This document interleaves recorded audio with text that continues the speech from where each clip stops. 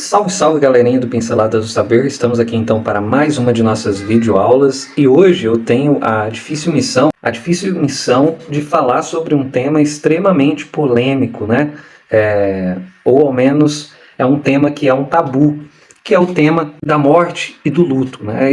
Eu me sinto na obrigação de alguma maneira, ou tive a sensibilidade de fazer esse vídeo, porque nessas datas específicas, seja o Natal e o Ano Novo, né, o fim de ano, ele tem toda uma dificuldade emocional para as pessoas que perderam entes queridos recentemente, né? Então, por várias vezes essas pessoas se percebem sorrindo, né?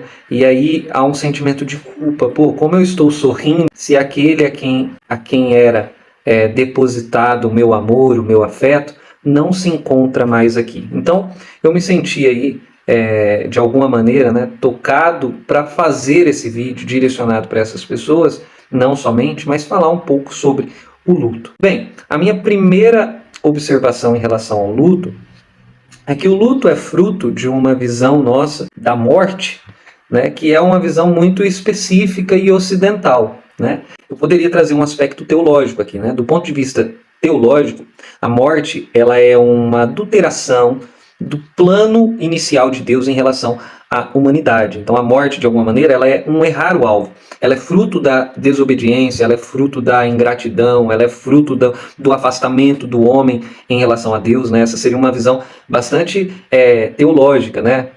Religiosa, cristã, protestante, né? Então, o luto, ele faria parte desse sentimento que a gente prova, porque, no fundo, todos nós gostaríamos de ser eternos, né? Então, no outro, a gente identifica que nós não somos.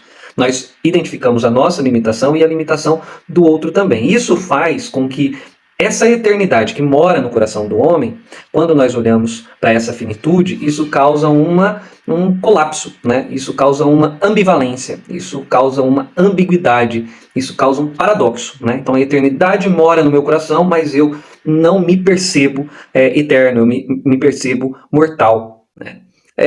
Então essa seria aí uma perspectiva teológica. Mas eu gostaria de trazer essa ideia do luto do ponto de vista de uma crítica do Ocidente, né? Bem, então eu gostaria de falar do luto do ponto de vista de que nós enxergamos no luto uma dor de algo que é implacável, né? Eu estava estudando esse tempo atrás um pouco da vida do Sócrates e tem lá a narrativa, né, de todo o seu enredo, de como ele foi condenado à morte, a tomar a cicuta, e teve todo o julgamento do Sócrates, né?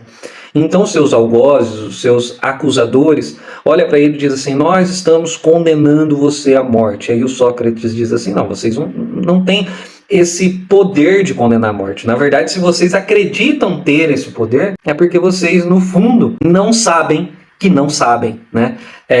Porque todos nós estamos, de alguma maneira, entre aspas, né, condenados ou fadados, né? É um fatalismo real do mundo, nu e cru como é o fato de que se nós nascemos, nós também morreremos. Então ele diz, né, vocês podem estar até adiantando a minha morte, mas vocês não têm o poder de me condenar à morte, porque isso é uma realidade que também afeta vocês, né? E aí ele vai dizer, é uma condenação ou não? Porque de fato nós não sabemos exatamente como é após a morte, então vocês não sabem se vocês estão abreviando a minha possibilidade de conhecer algo muito mais magnífico e melhor, ou se vocês estão abreviando a possibilidade de eu conhecer algo muito ruim e muito mal e etc. Então, tipo assim, ele questiona isso. Então essa seria a primeira observação em relação à morte, né?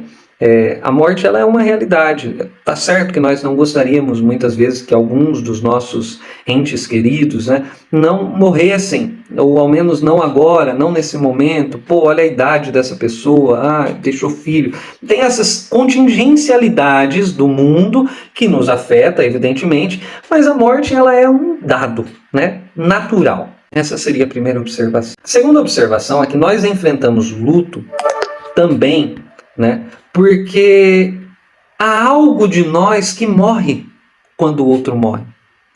Porque nós somos, simbolicamente falando, nós somos um alguém para o outro. Existe uma maneira que o outro nos afeta, que o outro nos ama, que o outro nos percebe, nos escuta, certo? Então, quando o outro morre, essa visão que o outro tinha sobre nós, de alguma maneira também morre junto com ele. Isso nos afeta muito, nos agride, né?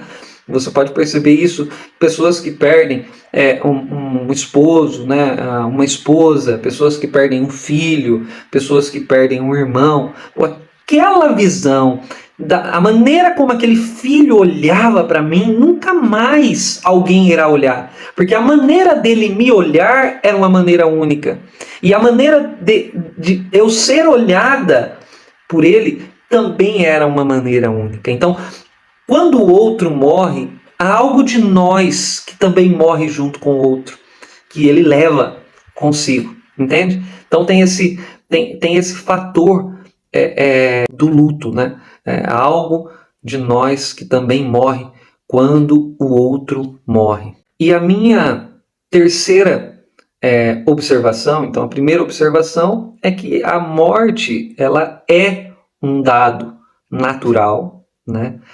O Sócrates até diria, né, que filosofar é você aprender, né, a caminhar para a morte. Depois o Montaigne, que é um outro filósofo, vai escrever um texto de como filosofar é aprender a morrer. Quer dizer, você começa de alguma maneira a aceitar essa veemência, esse imperativo da vida. A segunda observação que eu fiz é que o luto é uma dor porque há algo de nós também que o outro carrega e que o outro leva para a sepultura, né? Então, algo de nós morre quando o outro morre, né?